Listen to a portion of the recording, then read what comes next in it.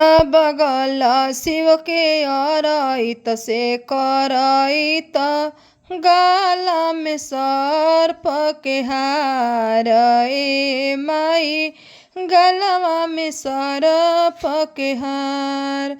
परीक्षा बहोर भैली सासु मदागिनी सर्प छोड़ेला फुफुकार रे माई सर्प छोड़ेला फुफुकार।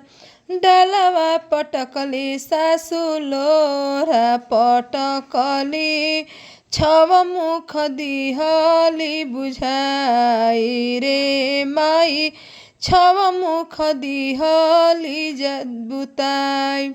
ऐसा न बौरा हबर से गौरा नाही बियहबी भले गौरा रही है कुआर रे माई भले गौरा रही है कुआर। कलसा के ओते ओते बोलेली गौरा दे सुनी शिव और जहमार ए माई सुनी शिव और जहमार।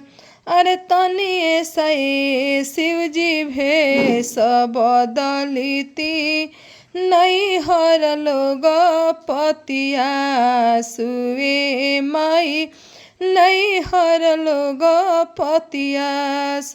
जटवा उतरले शिवजी भभूति उतरनी गंगा पैसी कैनी स्नान ए माई गंगा पैसी कैनी स्नान।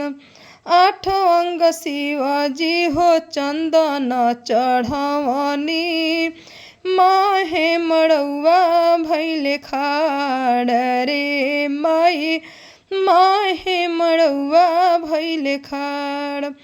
कहाँ बाड़ी सासु कहाँ रे बाड़ू सरहज अबरूप देखसु हमार जी अबरूप देखसु हमार जी। डालवा उठवली सासु लोरा उठवली छव मुख दिहली जलाई ए माई छव मुख दिहली जलाई।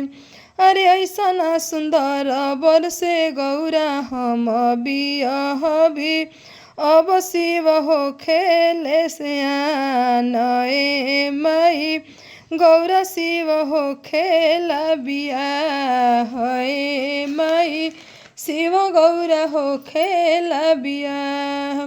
अगल बगल शिव के अरइत से करइत गाला में सर्प के हार ए माई गलवा में सर्प के हार। हम लोग गायिका बक्सर जिला से विभा पांडे। अगर हमार वीडियो रुआ लोग के अच्छा लगी तो एक लाइक जरूर करब जा और कमेंट में हर हर महादेव जरूर लिखब जा। हम हर तरह के मांगलिक गीत गावे ने। हर हर महादेव।